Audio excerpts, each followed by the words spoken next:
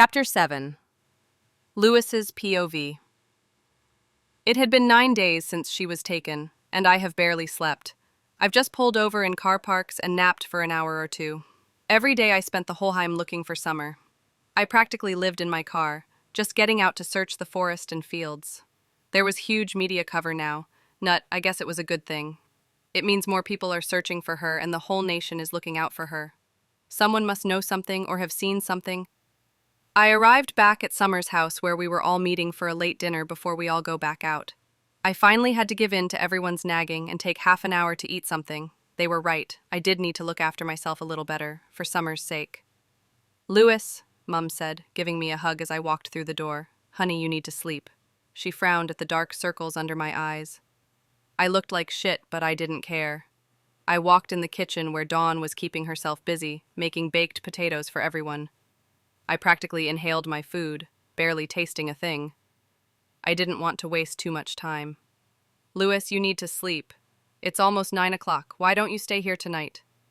"You can go out again in the morning when you're not so tired," Dawn said, as she put another potato on my plate.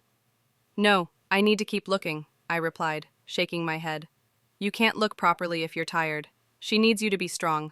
Get some proper sleep tonight," Dawn argued, using Summer to convince me. I sighed. "Okay, fine, but as soon as it's light, I'm going." She nodded and poured more beans over my almost finished potato. Mom and Dad exchanged a little smile when I agreed to stay here at night. They were really worried about me. It was summer. They should be worried about. Dawn was right, though. If I'm really tired, I might miss something important. The conversation was the same. It was all about how we will find Summer. Occasionally someone would say something negative, like a worst-case scenario thing, and I'd have to leave the room. She was alive, I knew it. "I'm going to bed," I announced as soon as I'd finished. If I went to sleep early, then I'd wake it up early and could start looking again. I took a deep breath and walked into her room. I hadn't been in here in 9 days. It still smells like her. Everywhere I looked were pictures of us, or things I'd brought her. It made me miss her 10 times more. The sunflowers I brought here were slowly dying in the vase on her beside table. She loved sunflowers, and they fitted her personality perfectly. They were like summer in flower form. My chest felt like it was tightening. It physically hurt to be away from her, to not know where she is or if she's okay. I pulled my shirt and jeans off and slipped into bed, her smell surrounding me. I closed my eyes and gripped hold of her pillow as I fell into a restless sleep. I woke too with the bright sun glaring down on my face. "Ship! I overslept! It was almost 9!" I threw the cover off and jumped out of bed, quickly pulling my clothes on. How could I sleep so long? What, didn't anyone wake me? They were all up at 6. I ran downstairs to grab an apple or something. There was no time to eat anything substantial. "Lewis, come sit down for breakfast," Mum said, rubbing Dawn's back as she sobbed quietly on her shoulder. Before I saw how upset Dawn was, I was going to confront them, ask them why they let me sleep that long. She really didn't need that right now. I shook my head and took an apple and granola bar. "Lewis, you need to have a proper breakfast." "No, I need to find Summer," I snapped, walking outside towards my car. A few police officers and some of the neighbors were in the front garden looking at maps, planning where to search next. The police were knocking on people's door again. There had been a few leads so far, but they never resulted in anything. It was like she just vanished off the face of the earth. Theo was heading up a team of 5 searchers and was briefing them. He smiled at me as I walked past and got in my car.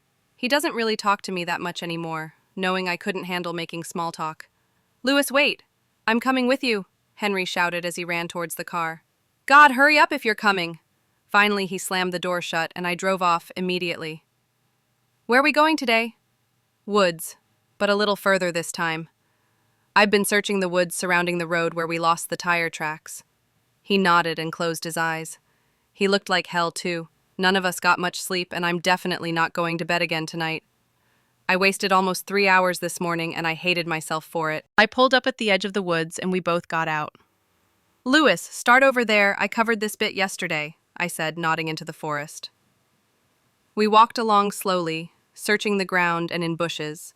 Part of me really wanted to find something, but if we did, then what would that mean for Summer? The sun was blocked by the trees, making it really cold. Goosebumps covered the exposed skin on my arms. I didn't even think to bring a jacket with me. How far in are we going? I don't think we're going to find anything here, Lewis, Henry said, breaking the silence. I sighed and leant against a tree. I don't know. I don't think we'd find anything either, but I don't know what else to do. I just felt so helpless. Henry looked at me with pity in his eyes. He knew how much I loved her, and how hard this was. He was doing okay, but I got the impression he was keeping it together for everyone else. Okay, let's just carry on, he said, patting my shoulder. If he was alone, he would have gone back and tried somewhere else by now. He was just staying for my sake. I nodded and we walked further into the forest. Summer's POV. The cellar door opened, making me jump in fear. I doubt that I would ever get used to that sound. Good evening, Flowers, he said cheerfully, smiling at us as he reached the bottom of the stairs. Rose and Poppy greeted him, and I just stayed on the sofa, watching carefully where he walked and planning where I would go if he got too close to me. Rose called us all over to the table, and we took our usual seats. How was work today, Clover? Rose asked, making me want to shake her. Very good, thank you. The extra hours I've put in recently have paid off, and I'm getting a raise I'll be able to treat you all, he said proudly, looking around at us for praise.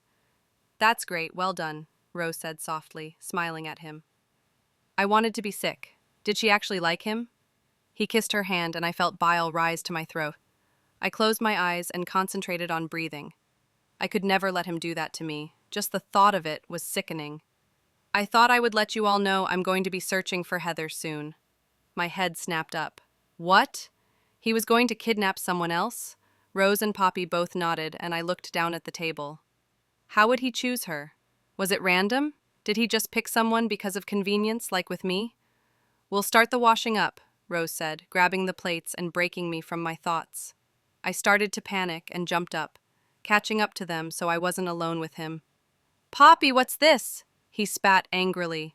His whole face had turned red and his body was tense.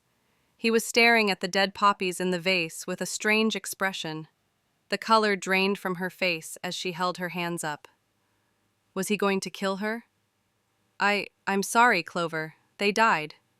The fear in her voice terrified me. Rose pulled me away, and we stood against the wall. He walked over to Poppy, breathing hard. You didn't look after them properly, he growled. Poppy flinched and shook her head. I did, but they... Don't mumble, he shouted, making us all jump. You did this on purpose. You did this to disobey me, he accused. No, I didn't. I swear I didn't. I'm so sorry, Clover. Please forgive me, she whispered pleadingly. He walked forward, backing her against the wall. Why was he reacting like this? They were only flowers. Rose held me tight, stroking my arm comfortingly. It's going to be okay, she whispered. Was it, though? Would he kill her for the dead flowers? Tears were flowing down my cheeks. I was so scared for her. Poppy held her hands up, pleading with him. Clover, I promise I took care of them. They just died. His nostrils flared, and he raised his hand, slapping her hard across the face. Poppy cried out in pain and held the side of her face. He grabbed the flowers out of the vase and threw them at her. I guess I need to get you more. He spat as he walked out of the cellar, slamming the door. He looked so upset and angry, but why? We both rushed over to Poppy, who was sitting on the floor crying. It's okay, Poppy, Rose said soothingly. After a few minutes, Poppy stopped crying and stood up. I'm okay. Lily, honey, you're shaking, she said, rubbing her hands up and down my arms. I didn't even realize, but my whole body was shaking. Rose made us both sit down as she cleaned up the poppies that were scattered around the floor. I turned to Poppy. Why did he do that? He doesn't like when they die, she said quietly. I almost laughed. He has no problem murdering women, but he doesn't like flowers dying. She must have seen the confusion on my face as she moved so she was facing me. I don't know why exactly, but he says flowers are pure. I think that's why he takes it so badly when they die. All of this, she gestured around the room. It's all to make a pure and clean family. His idea of a perfect family. I shook my head in disbelief. What? That's just my theory, but I think it's pretty accurate. What's wrong with him? I don't know, Lily. It's summer. I snapped, making her flinch. Sorry, I just don't like being called Lily. Summer's dead. You are Lily now. I'm sorry, but I'm only trying to help you. If you keep holding on to who you used to be, you'll go crazy. Accept this life. I turned my head away from her. I can't accept this. I'm not accepting a life without Louis or my family. I had been down here for 9 days now, and every single day was the same. In the morning, we would shower and make breakfast. We spend the day cleaning, watching films, reading, and knitting. He comes back in the evening to have dinner with us.